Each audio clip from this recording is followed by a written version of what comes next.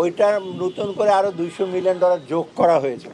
অন্তর্বর্তী সরকারের প্রধান উপদেষ্টা ডক্টর মোহাম্মদ ইউনূসের সঙ্গে সাক্ষাৎ করেছেন যুক্তরাষ্ট্রের অর্থ বিভাগের অ্যাসিস্ট্যান্ট সেক্রেটারি ব্যান্ড নেইমার ও এর পররাষ্ট্র দপ্তরের অ্যাসিস্ট্যান্ট সেক্রেটারি ডোনাল্ড লু সহ 6 মার্কিন প্রতিনিধি।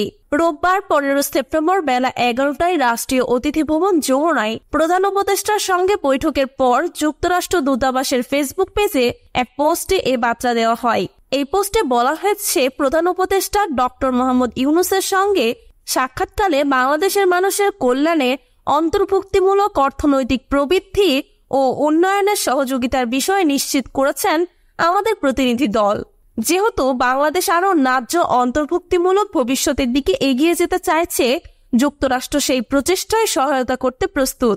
এদিকে রাষ্ট্রীয় অতিথি ভবন পদ্মায় অর্থ উপদেষ্টা সালাউদ্দিন আহমেদের সঙ্গে বৈঠক করে মার্কিন প্রতিনিধি দলটি। পরে অন্তর্বর্তী সরকারকে সহায়তায় $2 মিলিয়ন অনুদানের চুক্তি স্বাক্ষর করেন দুই দেশ।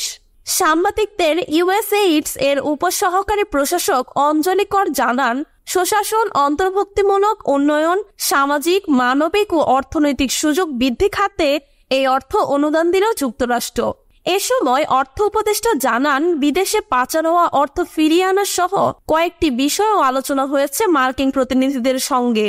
এর আগে দিনের শুরুতে পররাষ্ট্র উপদেষ্টার সঙ্গে সাক্ষাৎ করে সফররত 6 সদস্যের মার্কিন প্রতিনিধি দলটি।